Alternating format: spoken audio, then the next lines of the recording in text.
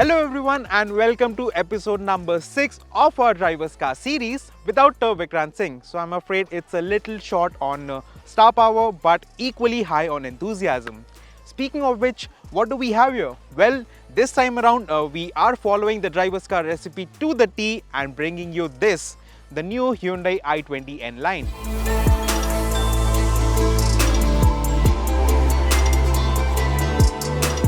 It isn't the most powerful thing in the world. It is not even a proper hot hatch. It's more of a warm hatch really, but there is no denying the fact that the new i20 N line looks good. It is quick, it's a lot of fun behind the wheel, but here's the best part. It is affordable. In relative terms, it is at least.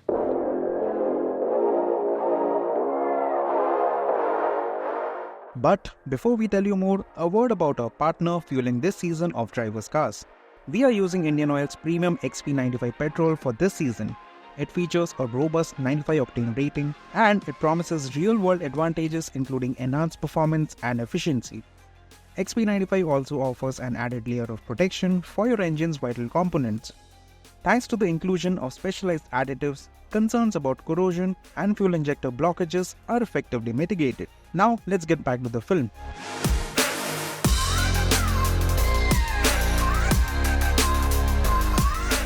So I'm in the i20 N line over some fabulous driving roads. But before I get on it, let's talk about what is it that makes a hot hatch.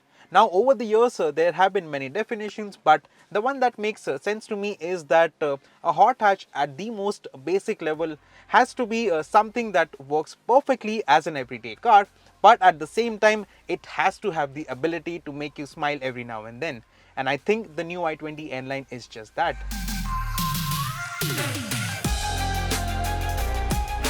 You can have 5 people in this car, you can fold the rear seat down and put lots of luggage in it, you can connect your phone through Android Auto and Apple CarPlay, and on top of all, you can take this car to a winding stretch of road and come back laughing. Oh, and this car also gets cruise control, which I don't think I will be using today on this road.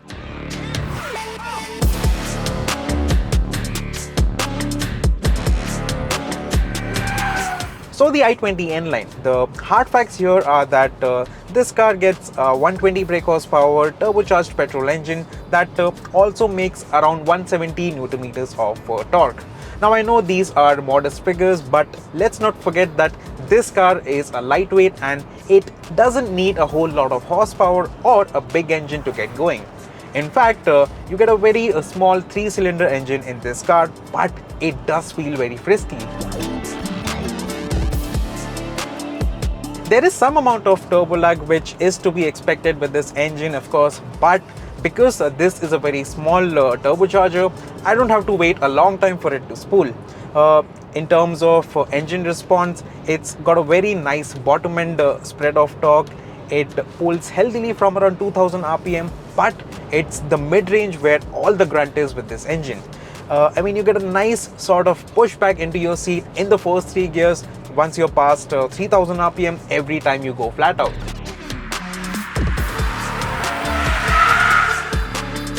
Yes, it pulls that hard in the mid-range, but on the other hand, the top end isn't very exciting. I mean, it doesn't die out or anything. You can push this engine to the red line and it will remain effective when it comes to building speed. It's just that it's not very exciting, and at that point it gets all buzzy and the noise that this engine makes is not very exciting. Also, with this engine, I can feel the inertia of all the moving parts more than I would like. It's a bit slow, especially when it comes to losing revs, and overall, it isn't as pre-revving as the bigger 4-cylinder turbo engine from Hyundai stable. Taking nothing away from this 1-liter engine, it is effective when it comes to turning petrol into speed. It punches above its weight and gives you the sort of performance that will put a smile on your face.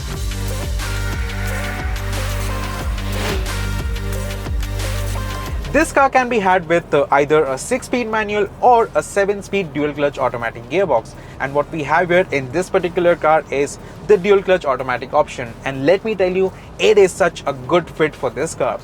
In general, this is a very quick and reactive gearbox. When you're going for it, the upshifts in particular are nice and smooth, and honestly I cannot explain it to you how much of a joy it is to use these paddle shifters when they are properly designed. Not like the tiny rubbery feeling paddles that you get in other cars. These feel really good to use, and I also like how they look. In full auto mode, this 7-speed DCT does a good job of keeping the car in the right gear and shifting quickly and seamlessly. Now, like I said, the upshifts are nice and crisp, but because this engine is a bit lazy to lose revs, the downshifts feel lumbered and simply not as good. Overall though, the gearbox is willing to work hard with the engine to turn everything up to 11.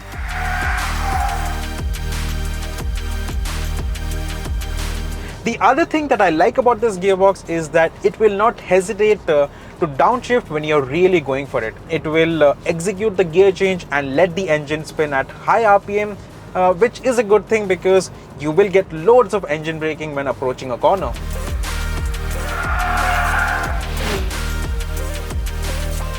On to the more important stuff that really matters, and I'll begin with this steering. It is 2.5 turns lock to lock. It looks good. It feels nice to hold, and as for the actual feel, it isn't excessively light at low speeds. There is a certain amount of heaviness to it, which I like, and when I increase the speed, it only weighs up appropriately without feeling artificial. Yes, it is nicely weighted without feeling artificial, but I will say that there is a certain amount of vagueness to the steering, and you will feel that especially when making mid-corner corrections. Thankfully, the chassis is a lot more communicative. The front end on this thing is quite reactive, and the grip that you will get from the front axle is commendable as well. Now, as long as you're carrying sensible speeds even while going fast, it will reward you with a lot of composure, and you will be able to hold your line correctly without making too many adjustments. It's the sort of flexibility that you get with this chassis.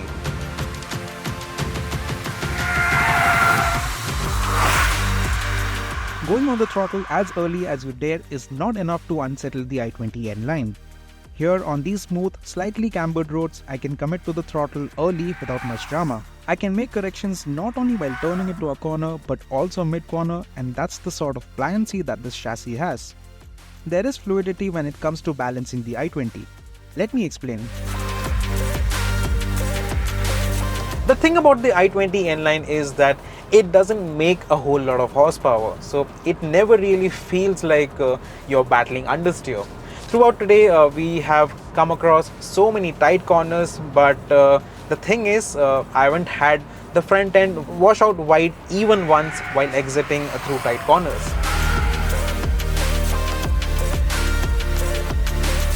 Again, the steering is a little vague, but it is all nicely balanced. I'm having a good feel of where the front end is exactly and how close I am to threading the white lines.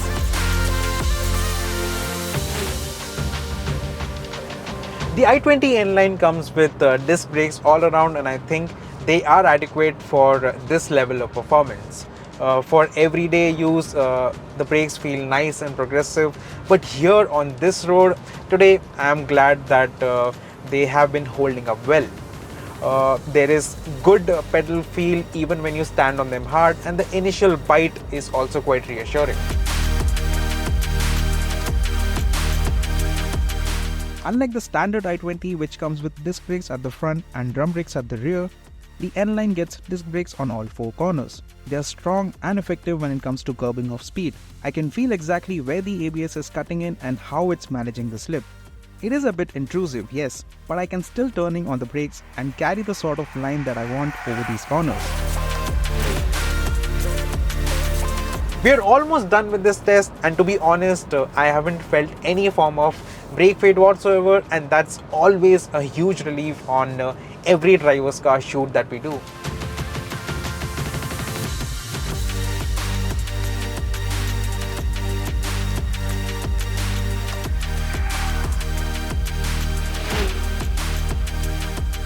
The i20 N-Line is a proper little fighter. It is adequately fast, tremendously fun behind the wheel, and on a day like today on this road, you would want to drive this thing hard all the time.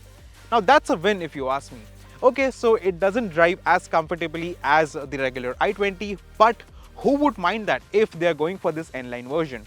I think cars like these should have some sort of weakness that serves as a reminder that you have made a commitment, a dignified choice no less. It's not an out-and-out hot hatch, but for what it is, the i20 N-line is pretty solid. If you can forgive its minor flaws as a driver's car, notably the slightly vague steering and the muted engine noise, it remains one of the best small cars to have fun in.